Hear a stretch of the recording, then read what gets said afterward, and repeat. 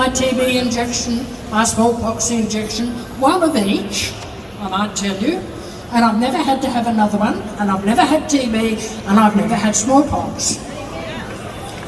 What we're about, Mr. McGowan, is we are anti-mandatory medical treatments.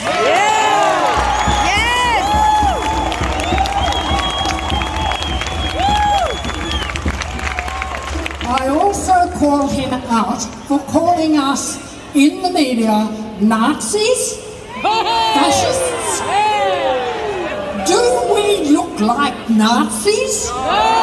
Do we look like fascists? This is one of the most good-natured, happy groups of people that it has ever been my privilege to be among.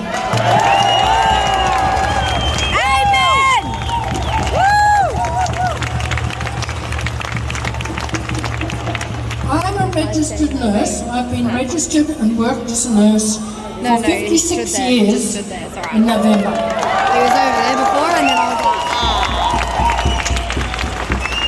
I stood down from my position 2 weeks ago because I had a letter from the Director General, who I wouldn't know if I fell over him, writing to me, "Dear Rosemary," and then the mandate. Tier 1, Tier 2, Tier 3, and the date on which we must have had our first vaccination or no job, and worse than that, if I was to be found on any health facility at all, short of being a patient, I would be fined $20,000.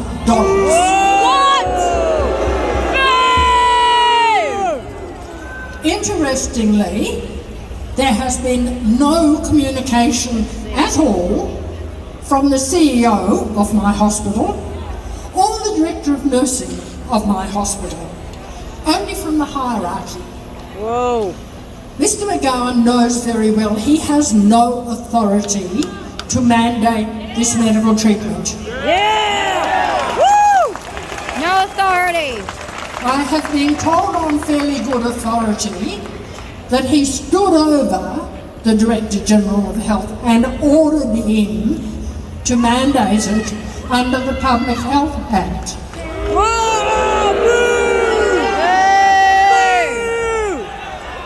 Now I want to tell you that the whole foundation for my career in nursing was some very, very fine nurses, the vast majority of whom were, as was customary in those days, females. And I admired them and I respected them for how hard they worked to make hospitals safe places, to raise the quality of nursing, to raise the profession, and also to raise the Australian Nursing Federation.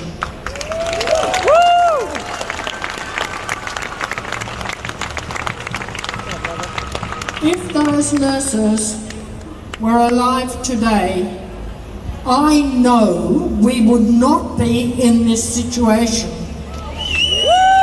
They would not tolerate it. Yeah! The Director General could send out whatever mandate he liked, but they would have done their homework, they would have known what they were facing, and they would have stood their ground and said, I can't spare any nurses.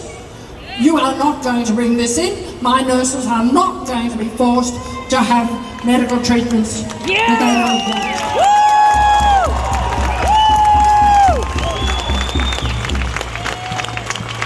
Sadly, those people are no longer with us, and I pray for their happy repose. The people that we've got now, who call themselves nurses, as directors of nursing and CEOs and things like that, are no more nurses than a dog. Whoa! It's a very long time since they were near a bedside. They are political toys. They will do what the political bosses tell them to do. Boo! The state of health in this state, and I believe across Australia, is absolutely abysmal. All the choices are made on political grounds. They never use their brains. For instance, when my hospital was being rebuilt some 20 years ago in a growing suburb, I said to somebody, I hope they are building for the future. And somebody said, oh, what do you mean?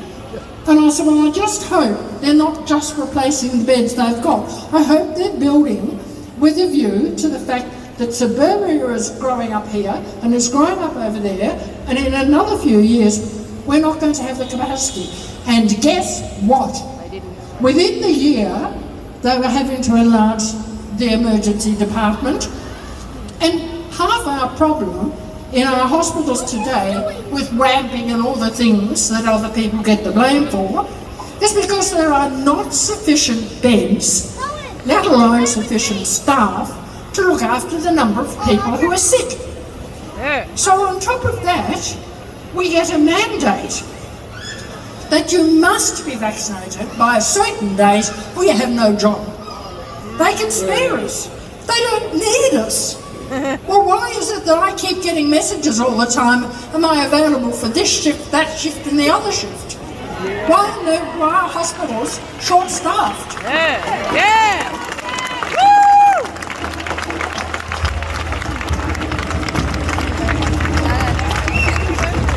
Was I any less safe to be looking after patients on Friday the 1st of October as I was on Thursday the 30th of September? As I heard a general practitioner say recently, this is not science. And Dr. Judy said the same thing. Science is open. Science is talking about things, discussing, disagreeing, changing your viewpoint, making adjustments. As health professionals, we're not allowed to talk about it. We know what the set narrative is, and we're supposed to stick to that. APRA has been mentioned already. When we were young nurses, we thought APRA was all about, well, it was the Nurses Registration Board in those days, and we thought it was all about sort of looking after nurses. And we were told very firmly, no, the Nurses Board is not about you, it's about protecting the public from you. It's about making sure that you are a safe practitioner to look after the public. Well, one thing that APRA is not doing is not looking after you. Yeah! Woo! They've fallen in with the narrative, and I can be deregistered for standing here and saying that. It is a complete mystery to me how people with university training, supposedly a step above the plebs, can all have fallen over like dominoes and accepted the narrative about this virus. You've got the Australian Medical Association, you've got the Australian Nursing Federation, you've got APRA. All these people have just fallen into line. And we, who go out there and make a study of these things, because we have a right to know what's going on, to look after our families and our children, we're not allowed to say anything. And we have to do as we're told. But it's our children and they're our responsibility. So rallies like this are as much about informing the public and keeping them abreast of the real science, what is really going on. And believe you me, COVID is not a medical issue.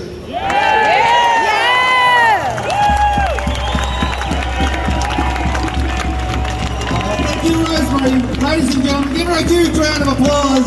COVID is a political issue, and I venture to say a spiritual issue.